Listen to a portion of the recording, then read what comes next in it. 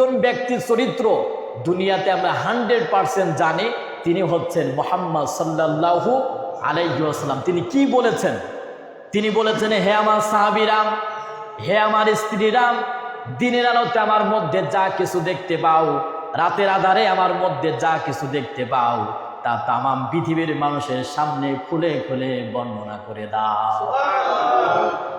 এমন একজন মানুষ আপনি দেখাতে পারবেন যে আমরা দিনের বেলায় কি করি, রাতের বেলায় কি করি, এটা 100% মানুষের সামনে বলে দাও, এরকম কথা দুনিয়ার কোনো নেতা নেত্রী ব্যক্তি বলতে পারবে কি? কারণ আমাদের দিনের চরিত্র একরকম, রাতের চরিত্র আর একরকম, ঠিক নয় কি? এই জন্য আমি বলে থাকি যে তামাম পৃথিবীর মানুষের চরিত্রটা কিন্তু হচ্ছে সূর্যের মতো। সূর্যের মুখ কিন্তু উল্টো আর একটাও আছে, যার পিছনে হচ্ছে ছায়া। একদিক দিয়ে তাপ এই সূর্য দিচ্ছে, সূর্যের আলোটাই কিন্তু আমরা দেখতে পাই, কিন্তু সূর্যের পিছনে কিন্তু অন্ধকার আছে না নাই? ঠিক তেমনি তামাম পৃথিবীর মানুষের ভালো কাজের দৃশ্যগুলো আমরা হয়তো দেখতে পাই, কিন্তু রাতের আধারে গোপনে মানুষ যে অন্যায় কাজ করে না, এমনও কি গ্যারান্টি দেওয়া যায়? দেওয়া যায় না। তাহলে এখান থেকে বোঝা যাচ্ছে যে তামাম পৃথিবীর মানুষের চরিত্রটা 100% কোনো কর্মীর কাছে, কোনো ব্যক্তির কাছে ক্লিয়ার নয়। একজনের চরিত্র তামাম পৃথিবীর মানুষের কাছে 100% ক্লিয়ার, তিনি হচ্ছেন মুহাম্মদ সাল্লাল্লাহু আলাইহি ওয়াসাল্লাম।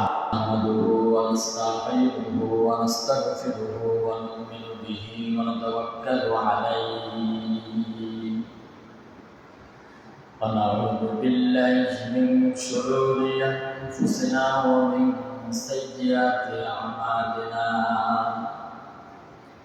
من يهده الله فلا مضل له ومن يضلله فلا هادي له ونشهد أن لا إله إلا الله وحده لا شريك له ونشهد أن سيدنا وحبيبنا ومولانا محمدا عبده ورسوله الذي أرسله بالحق بشيرا ونذيرا وداعيا إلى الله بإذنه وسراجا منيرا فقد قال الله تعالى في كلامه المجيد وفرقانه الحميد أعوذ بالله من الشيطان الرجيم بسم الله الرحمن الرحيم قل إن كنتم تحبون الله فاتبعوني يحببكم الله ويغفر لكم ذنوبكم والله غفور رحيم قل أطيعوا الله والرسول فإن تولوا فإن الله لا يحب الكافرين وقال في شان حبيبه آمرا ومخبرا إن الله وملائكته يصلون على النبي يا أيها الذين آمنوا صلوا عليه وسلموا تسليما اللهم صل على محمد وعلى آل محمد كما صليت على إبراهيم وعلى آل إبراهيم إنك حميد مجيد اللهم بارك على محمد وعلى آل محمد كما باركت على إبراهيم وعلى آل إبراهيم إنك حميد مجيد الحمد لله رب العالمين والصلاة والسلام على رسوله الكريم সকল প্রশংসা সে আল্লাহ সুবহানাহু ওয়া তাআলার দরবারে, যে আল্লাহ সুবহানাহু ওয়া তাআলা আজকের রবিউল আউয়াল মাসের জুম্মাত উপস্থিত হওয়ার তৌফিক দান করেছেন। এই জন্য সে আল্লাহ পাকের দরবারে লাখ কোটি শুকরিয়া আদায় করছি। সকলের জবান ছেড়ে দিয়ে করছি আলহামদুলিল্লাহ। দুরূদ ও তাসলিম পাঠাই বিশ্ব মানবতার মুক্তির দিশারি সাইয়্যিদুল মুরসালিন খাতামুন নবিয়্যিন, সর্বযুগের সর্বশ্রেষ্ঠ মহামানব বিশ্বনবী জনাবে মুহাম্মদ রাসূলুল্লাহ সাল্লাল্লাহু আলাইহি ওয়াসাল্লাম। আমরা দোয়া করি তামাম পৃথিবীর ভূখণ্ড থেকে চিরবিদায় নিয়ে অন্ধকার গহীন কবরে শুয়ে আছেন আমাদের আত্মীয় স্বজনগণ, পাড়া প্রতিবেশীগণ, কোরআনের জন্য ইসলামের জন্য যারা জীবন দিয়েছে, আল্লাহ তাআলা তাদের জীবনের সকল অপরাধগুলো ক্ষমা করে দিয়ে কবরগুলোকে জান্নাতুল ফিরদাউসের মেহমান হিসাবে কবুল করে নেন। সকলে করে আল্লাহুম্মা আমিন। সম্মানিত উপস্থিতি, বিশ্ববাসীর আঙ্গিনায় বিশ্ববাসীর হেদায়েতের জন্য আল্লাহ তাআলা মুকাম্মাল লিসানে হায়াত কোরআনে কারীম পাঠিয়েছেন। সেই কিতাব থেকে আমরা আমাদের জীবনটাকে সাজাতে চাই। সে কোরআন দিয়ে আমরা ব্যক্তির জীবন থেকে আন্তর্জাতিক জীবন পর্যন্ত পরিচালনা করতে চাই। যে কিতাবের মাধ্যমে একটি সুন্দর সমাজ বিনির্মাণ হওয়া সম্ভব, যে কিতাবের আইন দিয়ে পৃথিবীর সকল অপরাধ বন্ধ করা সম্ভব, যেই কিতাব দিয়ে চরিত্রহীন মানুষের চরিত্র গঠন করা সম্ভব, যেই কিতাব দিয়ে মানুষের অধিকার ফিরিয়ে দেওয়া সম্ভব, যেই কিতাব দিয়ে মানুষ যেমন মসজিদে শান্তিময় জীবনযাপন করে, যেই কিতাব অনুসরণ করার কারণে মানুষ মসজিদে শান্তভাবে থাকে, সেই কিতাব দিয়ে আল্লাহ তাআলার এই বাংলাদেশ ৫৫,০০০ বর্গ মাইল যখন এই কোরআন দিয়ে সাধিত হবে, কোরআন দিয়ে চলবে, তখন গোটা বাংলাদেশও আল্লাহ তাআলা শান্তিময় করে দিবেন। তো সেই কোরআন থেকে আমরা আজকে কথা শুনতে চাই। আজকে এমন একজন ব্যক্তির জীবনী থেকে আমরা কথা শুনব, যিনি আমাদের প্রত্যেকটা ক্ষেত্রে হচ্ছে আদর্শ, তিনি আমাদের জন্য মডেল। সেই ব্যক্তির জীবনী থেকে আমরা কথা শুনব, যাকে আল্লাহ তাআলা গোটা বিশ্ববাসীর আঙ্গিনায় বিশ্ববাসীর জন্য রহমত করে পাঠিয়েছেন, যার আদর্শ দেখে পৃথিবীর সকল ইহুদি খ্রিস্টান মুসলমান সবাই অনুপ্রাণিত হয়েছেন, যার আদর্শ অনুসরণ করার মাধ্যমে গোটা পৃথিবীতে শান্তি হয়েছে, যার আদর্শ অনুকরার কারণে মানুষের অধিকার ফিরিয়ে পেয়েছেন, যার আদর্শ অনুকরণ করলে চরিত্রহীন মানুষেরা চরিত্র ফিরে পেয়েছে, যার আদর্শ অনুসরণ না করলে তামাম পৃথিবীর মানুষের কোনো ইবাদত আর বন্দিগি করা হবে না, তাদের ইবাদত আর বন্দিগিগুলো আল্লাহর দরবারে কবুল হবে না।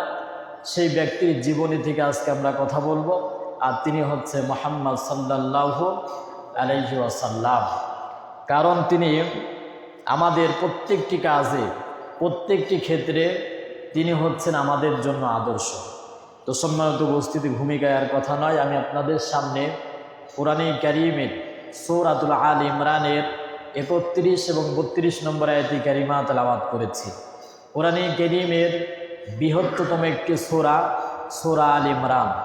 এই সূরার ভিতরে আল্লাহ তাআলা ২০০টি আয়াত দিয়েছেন, রুকু সংখ্যা দিয়েছেন ২০টি।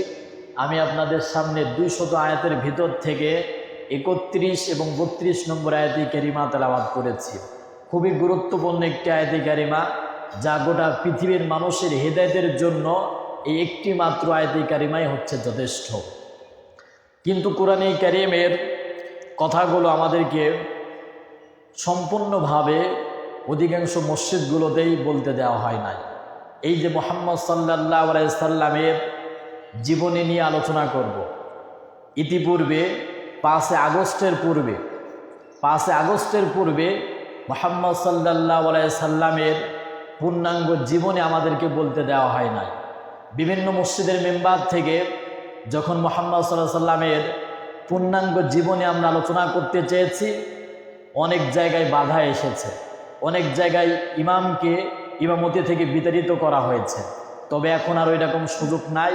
এখন যদি কেউ বিশ্বনবী সাল্লাল্লাহু আলাইহি সাল্লামের আদর্শের কথার বিরুদ্ধে আচরণ করে, কোরআনে এই কথাগুলো বলতে যদি বাধা দেয়, তার দাঁত ভাঙ্গা জবাব এই বাংলার মুসলমানরা আজকে দেওয়ার জন্য প্রস্তুতি আছে। তো সম্মানিত উপস্থিতি, তো মুহাম্মদ সাল্লাল্লাহু আলাইহি সাল্লামের জীবনী আমরা কেন জানব, তাকে কেন আমরা আদর্শ মানব, কেন তিনি আমাদের প্রত্যেকটি কাজে অনুকরণীয় হবে, সেই কথাই আল্লাহ তাআলা এই সূরা আলে ইমরানের 31 নম্বর আয়াতে আল্লাহ তাআলা বলছেন, কুল ইন কুনতুম তুহিব্বুনাল্লাহা ফাত্তাবিউনি। হে নবী, আপনি তাম পৃথিবীর মানুষদেরকে বলে দেন, যারা আল্লাহর ভালোবাসা পেতে চায়, যারা চায় যে আল্লাহ তাদেরকে ভালোবাসুক, তাহলে আপনি বলে দেন, হে নবী ফাত্তাবিউনি, তারা যেন আপনার অনুসরণ করে। তাহলে কি হবে? ওয়ায়ুহবিবকুমুল্লাহ, আল্লাহ তাআলা নিজে তাদেরকে ভালোবাসবেন। শুধু তাই নয়, ওয়ায়াগফির লাকুম যুনুবাকুম, আর আল্লাহ তাআলা তাদের জীবনের সকল অপরাধগুলো ক্ষমা করে দিবেন। আল্লাহু গফুরুর রহিম, আর আল্লাহ তাআলা তো হচ্ছে পরম দয়াময়, করুণাময়। কুল আতিউল্লাহ ওয়া রাসূল, হে রাসূল আপনি আরও বলে দেন, কি যদি আল্লাহ এবং রাসূলের আনুগত্য করে, ফাইন তাওয়াল্লাউ ফাইন্নাল্লাহা লা ইউহিব্বুল কাফিরিন, আর আল্লাহ এবং রাসূলের আনুগত্য থেকে যদি কেউ মুখ ফিরিয়ে নেয়, সেই সকল কাফেরদেরকে আল্লাহ তাআলা ভালোবাসেন না। এ হচ্ছে তেলাওয়াতকৃত আয়াতের সার্বিক অর্থ। 31 নম্বর আয়াতে আল্লাহ তাআলা বলছেন, হে নবী আপনি বলে দেন, আল্লাহর ভালোবাসা যারা পেতে চায়, তারা যেন নবীজি সাল্লাল্লাহু আলাইহি সাল্লামের অনুসরণ করে। আমি আপনাদেরকে জিজ্ঞাসা করতে চাই, আমরা আল্লাহর ভালোবাসা পেতে চাই কি চাই না? এই পৃথিবীর সকল ধর্মের মানুষেরা তারা চায় তাদের গড, তাদের ঈশ্বর, তাদের দেবতা, তাদের খোদা, তাদের ঈশ্বর, তাদের আল্লাহ তাদেরকে ভালোবাসুক। ঠিক তেমনি আমরা একজন ব্যক্তিকে অনুসরণ করব এবং আল্লাহ তাআলার ভালোবাসা পেতে চাই, আমরাও পেতে চাই আল্লাহ তাআলার ভাষা, এটাই স্বাভাবিক। আল্লাহর ভালোবাসা পেতে চাই, এটাই হচ্ছে স্বাভাবিক ব্যাপার। কারণ তদানীন্তন সময়ে বিশ্বনবী সাল্লাল্লাহু আলাইহি ওয়াসাল্লামের জামানায় একজন মুশরিক এসেছিল একটা মূর্তি ভাঙ্গা নিয়ে। পৃথিবীর সকল ধর্মের মানুষেরা চায় তাদের গড, তাদের ঈশ্বর, তাদের স্রষ্টা, তাদের আল্লাহ, তাদের দেবতা তাদেরকে ভালোবাসুক। যার বাস্তব নমুনা নবীজি সাল্লাল্লাহু আলাইহি ওয়াসাল্লামের কাছে একজন মূর্তি ভাঙ্গা নিয়ে আসলেন। তো নবীজি সাল্লাল্লাহু আলাইহি সাল্লাম তাকে জিজ্ঞাসা করলেন, তুমি এই মূর্তি ভাঙ্গা নিয়ে কেন এসেছ? তো নবীজি সাল্লাল্লাহু আলাইহি সাল্লাম বললেন, আমি যখন কোনো বাইরে বের হয়, তখন আমি এই মূর্তি অর্থাৎ আমার এই দেবতাকে আমি সাথে রাখি, যাতে করে আমার বিপদ আর মুসিবত হলে এই দেবতা আমাকে সাহায্য সহযোগিতা করতে পারে। কিন্তু এই কিছু সময় আগে আমার প্রাকৃতিক চাপ আসলো, আমি প্রসাব পায়খানা সেরে এসে দেখলাম আমার মূর্তিটা আছে, কিন্তু মূর্তির গায়ে পানি ধরনের কি যেন লেগে আছে। তো ভাবলাম হয়তো এটা কোনো রহমতের বরকতের পানি হবে। তো তখন ওই হাত দিয়ে আঙ্গুল নিয়ে দেখলাম এবং মুখে দিয়ে দেখলাম যে নুনতা নুনতা লাগে। তো তিনি ভাবলেন যে না জানি কি আপনার রহমতের পানি। পক্ষান্তরে পাশেই দেখলেন যে একটা কুকুর তার লজ্জায় স্থান থেকে তার প্রসাব ঝরতেছে। তখন তিনি বুঝতে পারলেন যে আসলে কোন বরকতের পানি। তো তিনি মাথায় টেনশন করলেন, চিন্তা ভাবনা করলেন, গবেষণা করলেন, রিসার্চ করলেন, বিবেকটাকে জাগ্রত করলেন। যেই দেবতাকে আমি সাথে রাখি নিজেকে হেফাজত করার জন্য, সেই দেবতা নিজেকেই তো হেফাজত করতে পারে না, সংরক্ষণ করতে পারে না, আমাকে কিভাবে হেফাজত আর সংরক্ষণ করবে? হে নবী, আমি বুঝতে পারলাম দুনিয়ার কোনো ব্যক্তি আমাদেরকে রক্ষা করতে পারবে না, দুনিয়ার কোনো ব্যক্তি আমাদেরকে সাহায্য সহযোগিতা করতে পারবে না, আল্লাহ তাআলা আমাদেরকে সাহায্য সংরক্ষণ করতে পারবে। আমি আপনার কাছে আসলাম, আপনি কালেমা পড়ে আমাকে মুসলমান বানিয়ে দেন। এই হাদিস থেকে আমরা বুঝতে পারলাম যে তদানীন্তন সময়ে মানুষেরাও চাইতো যে তাদের রব, তাদের গড, তাদের ঈশ্বর, তাদের দেবতা, তাদের মূর্তি তাদেরকে সাহায্য সহযোগিতা করবে, এটা তারা কামনা করত। ঠিক তেমনি আমরা যারা মুসলমান, আমরাও সব সময় যখন বিপদে পড়ে, মুসিবতে পড়ে, দুঃখে থাকি, কষ্টে থাকি, সব সময় আমরা যার কাছে সাহায্য চাই, জোরে বলেন তিনি কে? সে আল্লাহ তাআলার কাছে আমরা সাহায্য সহযোগিতা চাই। এই জন্য আল্লাহ তাআলা বলছেন, তোমরা আমার ভালোবাসা যদি পেতে চাও তাহলে একজন ব্যক্তির অনুসরণ করতে হবে, তিনি হচ্ছেন মুহাম্মদ সাল্লাল্লাহু আলাইহি ওয়াসাল্লাম। তাহলে এই আয়াত থেকে বোঝা যাচ্ছে মুহাম্মদ সাল্লাল্লাহু আলাইহি সাল্লামকে আমাদেরকে অনুসরণ করতে হবে, আল্লাহ তাআলাকে আমাদেরকে ভালোবাসতে হবে না। যদি আমরা নবীজি সাল্লাল্লাহু আলাইহি সাল্লামকে অনুকরণ করি, আল্লাহ তাআলা নিজে আমাদেরকে ভালোবাসবেন। আর শুধু ভালোবাসবেন তাই নয়, আমরা যত অপরাধ করেছি আল্লাহ তাআলার সাথে, সকল অপরাধগুলো আল্লাহ তাআলা ক্ষমা করে দেবেন। শুধু তাই নয়, আল্লাহ তাআলা বলছেন উলাইকা ইউবাদদিলুল্লাহু সাইয়্যাতিহিম হাসানাত ওয়া কানাল্লাহু গফুরুর রহিমা। আর আল্লাহ তাআলা যখন কোনো গোলামের অপরাধগুলো ক্ষমা করে দেবে, আল্লাহ তাআলা বলছেন সে যে অপরাধ করেছে, অন্যায় কাজ করেছে, ওই সকল অপরাধগুলো তো আমি আল্লাহ তাআলা মাফ তো করেই দেব। ওই যত অপরাধ করেছে ওই অন্যায় অপরাধগুলো আমি আল্লাহ তাআলা সওয়াবে পরিণত করে দেব। তাহলে এর মতো সৌভাগ্যবান, এর মতো ভালো মানুষ আর পৃথিবীতে থাকতে পারে কি? তো আমরা সেই সৌভাগ্যবানের কাতারে আমরা থাকতে চাই, আল্লাহর ভালোবাসা পেতে চাই, আল্লাহ তাআলার ক্ষমা পেতে চাই। আর আল্লাহ যখন কোনো বান্দাকে ক্ষমা করে দেবে, আল্লাহ যদি কোনো ব্যক্তিকে যখন ভালোবেসে যাবে, আল্লাহ তাআলা ওই গোলামকে আল্লাহ তাআলা জান্নাত পর্যন্ত পৌঁছায় দেবে। তো সম্মানিত উপস্থিতি, তাহলে একজন ব্যক্তিকে অনুসরণ করতে হবে, তিনি কে বলুন তো? হযরত মুহাম্মদ সাল্লাল্লাহু আলাইহি সাল্লামকে অনুকরণ করতে হবে। কেন করবেন? আল্লাহ তাআলা অন্য আয়াতে আল্লাহ তাআলা বলছেন, মহান আল্লাহ রাব্বুল আমিন বলেন, লাকাদ কানা লাকুম ফি রাসূলিল্লাহি উসওয়াতুন হাসানা লিমান কানা ইয়ারজুল্লাহা ওয়াল ইয়াওমাল আখির ওয়া যাকারাল্লাহা কাসীরা। সূরা আহজাবের 21 নম্বর আয়াতে আল্লাহ তাআলা বলছেন, যারা আল্লাহ তাআলাকে বিশ্বাস স্থাপন করে, পরকাল জগতে জবাবদিহিতা বিশ্বাস স্থাপন করে, আর আল্লাহ তাআলাকে যারা বেশি স্মরণ করতে চায়, তাদের জন্য মুহাম্মদ সাল্লাল্লাহু আলাইহি সাল্লামকে আমি উত্তম মডেল করে দুনিয়ার ভূখণ্ডে তাদের জন্য বানিয়ে দিলাম। তাহলে এই আয়াত থেকে বোঝা যায় যে আল্লাহ তাআলা মুহাম্মদ সাল্লাল্লাহু আলাইহি সাল্লামকে আদর্শ করে পাঠিয়েছেন, মডেল করে পাঠিয়েছেন। এবার আসেন মূল আয়াতের থিমে। আল্লাহ তাআলা বলছেন, কুল ইন কুনতুম তুহিব্বুনাল্লাহা ফাত্তাবিউনি। হে নবী, আপনি বলুন, যারা আল্লাহর ভালোবাসা পেতে চায় তারা যেন আপনাকে অনুসরণ করে। এখানে ফাত্তাবিউনি শব্দটা ব্যবহার করা হয়েছে, অর্থাৎ নবীজি সাল্লাল্লাহু আলাইহি সাল্লামকে অনুসরণ করার কথা বলেছে। ফাত্তাবিউনি, ফাত্তাবিউনের মূল মাদ্দাটা হচ্ছে তা বা আইন, তাবিআ থেকে ফাত্তাবিউনি, মূল মাদ্দা তা বা আইন, জিনসে সহিহ। এর অর্থ হচ্ছে অনুসরণ করা, অনুকরণ করা, দেখে দেখে চলা। আরও যদি সহজ ব্যাখ্যায় যদি বুঝতে চান, অনুসরণ কাকে বলে, অনুকরণ কাকে বলে, অনুকরণ কাকে বলে, দেখে দেখে চলা কাকে বলে, এটা যদি বুঝতে চান, মনে করেন আপনার সামনে একজন ব্যক্তি হাঁটতেছে, সে কিভাবে পা ফেলতেছে, কোথায় পা ফেলতেছে, আপনিও ঠিক পিছনে যেহেতু আছেন, আপনি ওইভাবে ওই একই জায়গায় পা ফেলবেন, তাহলে প্রথম ব্যক্তিকে অনুসরণ করা হবে, ঠিক না?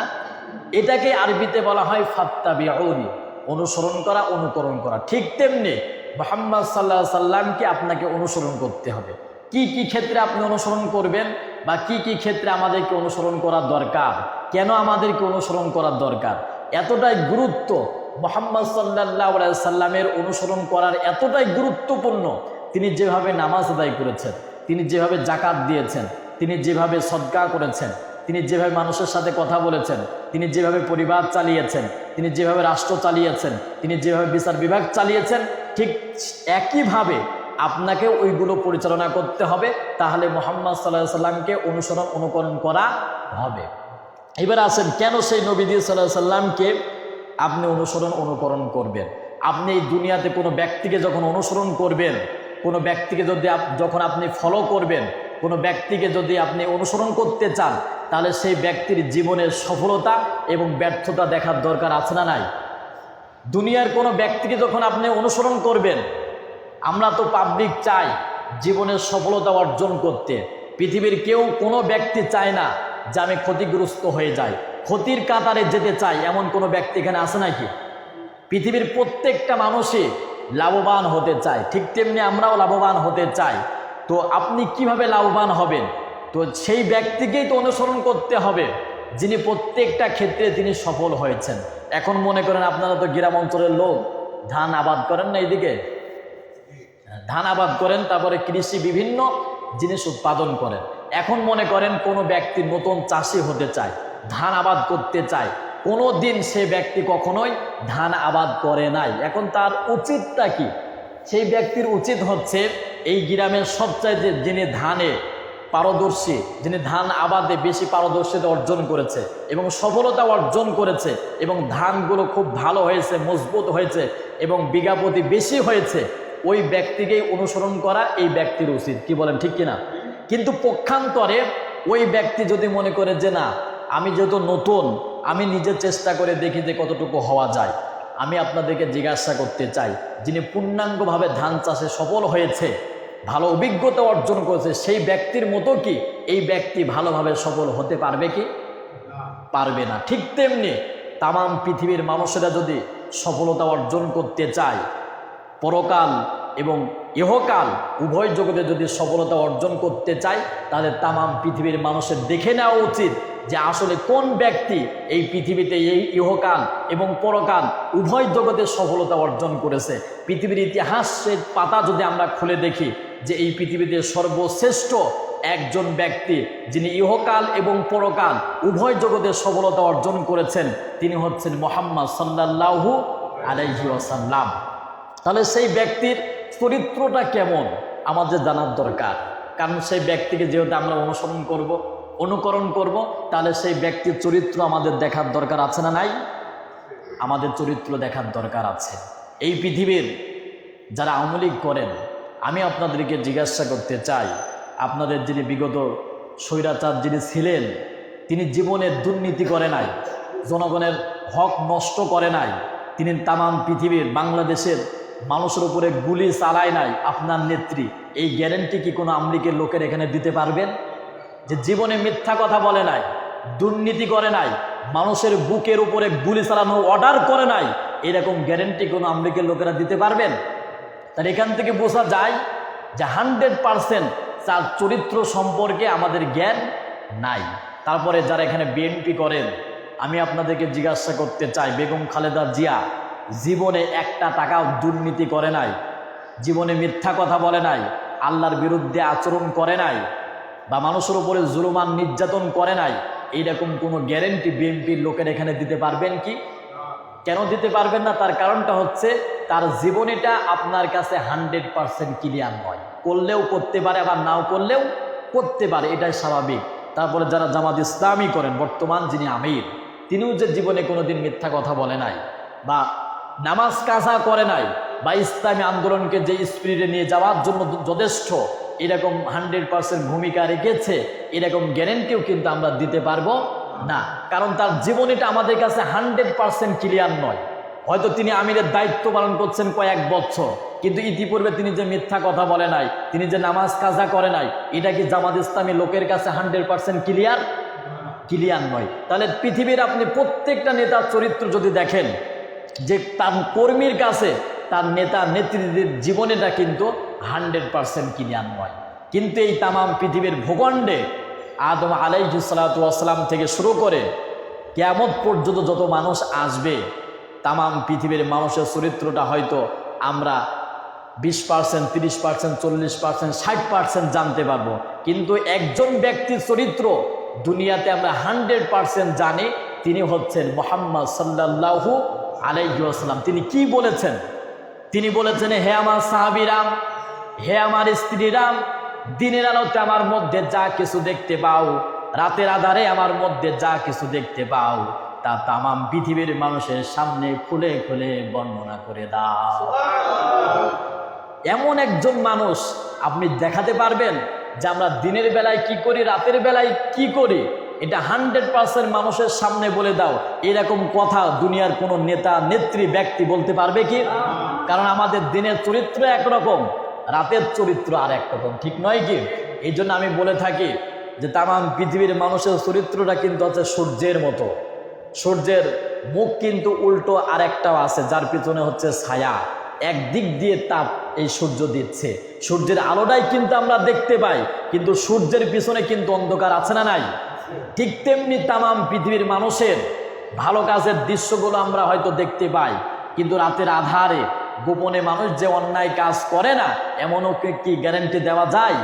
দেওয়া যায় না। তাহলে এখান থেকে বোঝা যাচ্ছে যে তামাম পৃথিবীর মানুষের চরিত্রটা 100% কোনো কর্মীর কাছে, কোনো ব্যক্তির কাছে ক্লিয়ার নয়। একজনের চরিত্র তামাম পৃথিবীর মানুষের কাছে 100% ক্লিয়ার, তিনি হচ্ছেন মুহাম্মদ সাল্লাল্লাহু আলাইহি ওয়াসাল্লাম। তো মুহাম্মদ সাল্লাল্লাহু আলাইহি ওয়াসাল্লামের চরিত্র যদি আপনি জানতে চান, এই পৃথিবীর মানুষের চরিত্র যদি আপনি জানতে চান, এই চরিত্রের গ্যারেন্টি এই দুনিয়ার মানুষেরা দিতে পারবে 3 শ্রেণীর লোকেরা। কয় শ্রেণীর লোকেরা? আমার আপনার চরিত্রটা কেমন, এই চরিত্রের সার্টিফিকেট, আমি আপনি ভালো নাকি খারাপ, এর দলিল, আমি কেমন আপনি কেমন, এটা 3 শ্রেণীর লোকেরা আপনার আমার চরিত্র সম্পর্কে দিতে পারবে। কয় শ্রেণীর লোকেরা? 1 নাম্বার হচ্ছে আমার আপনার বন্ধু।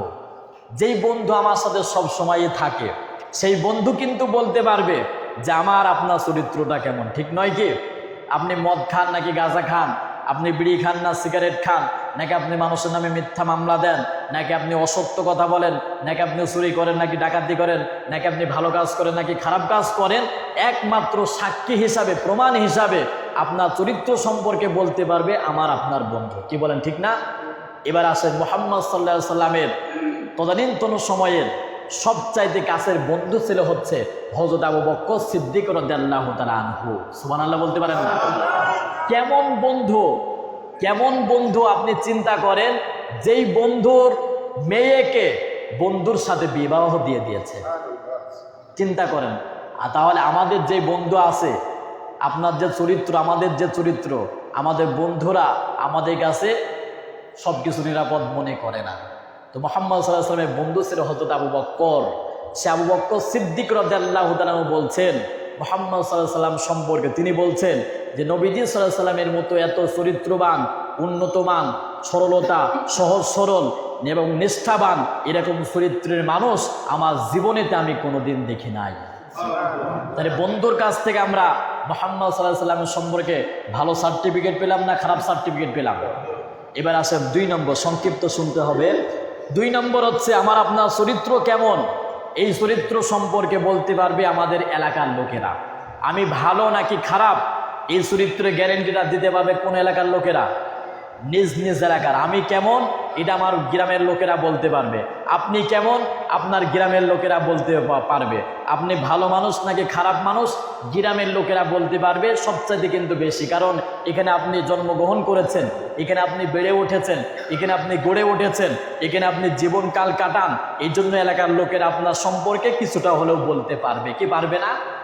পারবে। ঠিক তেমনি এবার আসেন মুহাম্মদ সাল্লাল্লাহু আলাইহি ওয়াসাল্লামের সম্পর্কেও তদানীন্তন সময়ে তিনি যেই সমাজে গড়ে উঠেছেন, যেই সমাজে বেড়ে উঠেছেন, যেই সমাজে তিনি নেতৃত্ব দিয়েছেন, যেই সমাজে তিনি কালেমার দাওয়াত দিয়েছেন, সেই সকল এলাকার লোকেরা তিনি কি বলেছেন? তাকে আল আমিন উপাধি দিয়েছেন। পৃথিবীর ইতিহাস সাক্ষী, তাই না? তিনি আল আমিন উপাধির সার্টিফিকেট পেয়েছেন, সত্যবাদিতার সার্টিফিকেট পেয়েছেন। এমন চরিত্রতা মানুষ তামাম পৃথিবীতে কোনোদিন ওই কুরাইশেরা, মক্কার ভূখণ্ডের মানুষরা কখনোই দেখতে পায় না। সুবহানাল্লাহ বলে।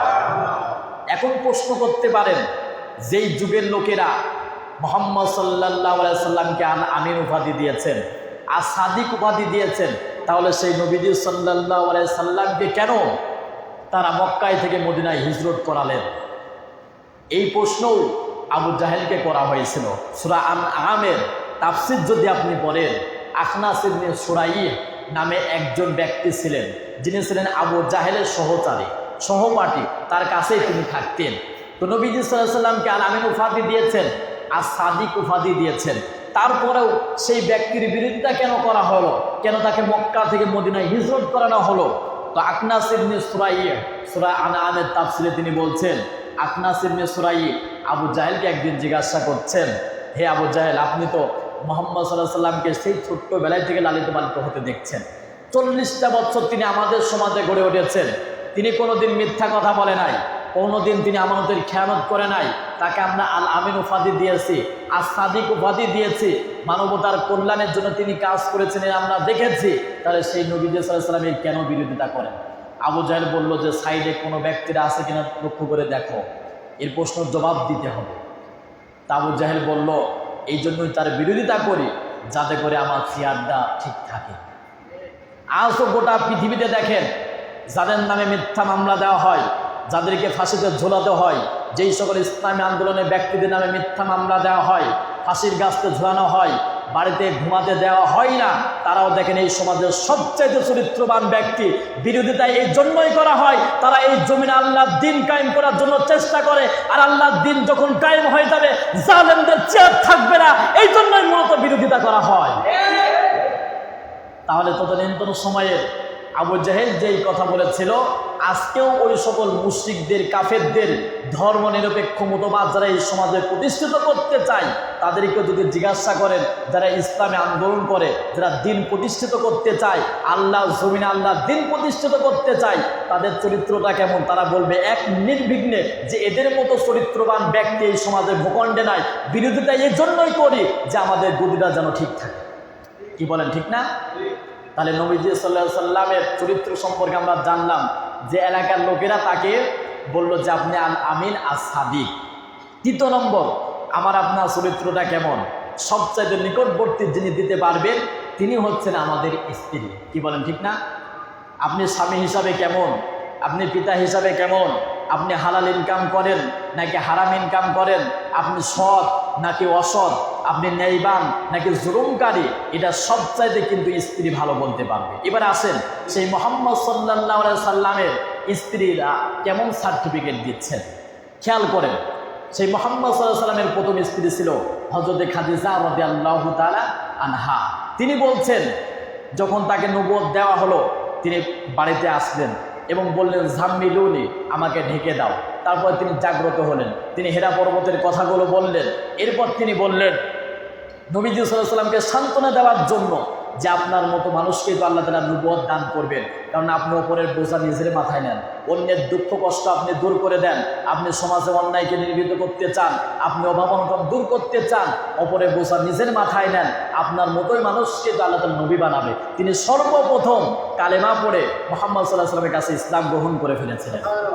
এবার আমি আপনাদেরকে জিজ্ঞাসা করতে চাই, আমাদের স্ত্রীদেরকে জিজ্ঞাসা করেন যে আমার সম্পর্কে তোমার ধারণা কতটুকু, আমার ভালোটা বলো, খারাপটা বলো। ঈমান আনা এত কঠিন, অনেক কঠিন কাজ, এত সহজ কাজ নয়। তাহলে নবীজি সাল্লাল্লাহু আলাইহি সাল্লামের প্রথম স্ত্রী হযরত খাদিজা রাদিয়াল্লাহু তাআলা আনহার কাছ থেকে শুনলাম যে তিনি ছিলেন চরিত্রবান। তাহলে নবীজি সাল্লাল্লাহু আলাইহি সাল্লামের চরিত্র সার্টিফিকেট দিয়েছিল কয় শ্রেণীর লোকেরা? 3 শ্রেণীর লোকেরা। প্রধানত 1 নম্বর হচ্ছে বন্ধু, 2 নম্বর হচ্ছে এলাকার লোকেরা, 3 নম্বর হচ্ছে স্ত্রী। এখান থেকে বোঝা গেল তিনি চরিত্রবান ছিলেন নাকি অসৎ চরিত্রবান ছিলেন, বলুন তো? তাহলে যিনি সৎ চরিত্রবান হবে তাকেই আপনাকে অনুসরণ করতে হবে। এবার আসেন হযরত আয়েশা সিদ্দিকা রাদিয়াল্লাহু তাআলা আনহার কাছে একদল লোকেরা জিজ্ঞাসা করলো, হে আয়েশা সিদ্দিকা রাদিয়াল্লাহু তাআলা আনহা, আপনি বলুন মুহাম্মদ সাল্লাল্লাহু আলাইহি সাল্লামের চরিত্রটা কেমন? আরেকজন স্ত্রী হযরত আয়েশা সিদ্দিকা রাদিয়াল্লাহু তাআলা আনহাকে জিজ্ঞাসা করছেন, হে আয়েশা সিদ্দিকা রাদিয়াল্লাহু তাআলা আনহা, আপনি বলুন মুহাম্মদ সাল্লাল্লাহু আলাইহি সাল্লামের চরিত্রটা কেমন ছিল? তো হযরত আয়েশা সিদ্দিকা রাদিয়াল্লাহু তাআলা আনহা তাদেরকে প্রশ্ন করলেন, তোমরা কি কোরআন পড়ো না? কানা খুলুকুহুল কোরআন, ওটাই হচ্ছে মহাগ্রন্থ কোরআনে কারীম হচ্ছে মুহাম্মদ সাল্লাল্লাহু আলাইহি সাল্লামের চরিত্র। এবার আসেন হযরত আলী রাদিয়াল্লাহু তাআলা আনহুকে ইহুদিরা প্রশ্ন করেছিল যে মুহাম্মদ সাল্লাল্লাহু আলাইহি সাল্লামের চরিত্রটা কেমন, আমাদেরকে বলুন। আল্লাহ তাআলা দুনিয়াকে বলেছেন হচ্ছে কলিল। ভালো করে লক্ষ্য করেন আলী কি জবাবটা দিচ্ছেন।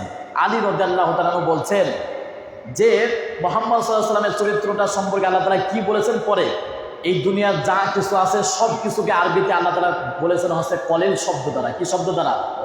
কলিল। কলিল মানে সামান্যতম জ্ঞান দিয়েছেন, সামান্য কিছু দিয়েছেন। কিন্তু মুহাম্মদ সাল্লাল্লাহু আলাইহি ওয়াসাল্লামের চরিত্র আল্লাহ তাআলা এমন বলেছেন, আল্লাহ তাআলা বলেছেন ওয়া ইন্নাকা লাআলা খুলুকিন আযীম, হে নবী আপনি এমন উন্নত চরিত্র উপরে প্রতিষ্ঠিত যা তামাম পৃথিবীর মানুষেরা আপনার চরিত্র কখনো কুল কিনারা খুঁজে পাবে না। সূরা কলামের 4 নম্বর আয়াতে আল্লাহ তাআলা আজিম শব্দটা ব্যবহার করেছেন।